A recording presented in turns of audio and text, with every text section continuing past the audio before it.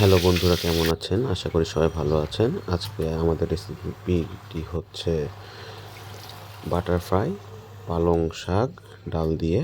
আমরা এখানে মসুরের ডাল ব্যবহার করেছি। প্রথমে আমরা ডাল এবং পালং শাককে সিদ্ধ করে নিব। তারপরে হচ্ছে আমরা পেঁয়াজ, হলুদ আর রসুন ব্লেন্ড করে নিব। তো শাকটি যখন সিদ্ধ হয়ে যাবে, সেখানে আমরা একটু হলুদ, রসুন আর পেঁয়াজের পেস্টটি দিয়ে দিব।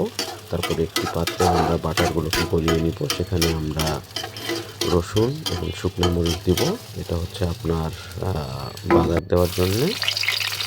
এই যে আমরা শুকনো মরিচ দিয়ে দিয়েছি, রসুনও দিয়ে দিলাম। তারপরে যখন এটা আমাদের গোল্ডেন ব্রাউন হয়ে যাবে, সেখানে আমরা পালং শাক এবং ডাল ওটা আমরা ঢেলে দিব। এই যে এখন আমরা এখানে আমাদের স্বাদ মতো লবণ অ্যাড করে নিব। তো তৈরি হয়ে গেল আমাদের বাটার ফ্রাই পালং মসুরের ডালের রেসিপিটি।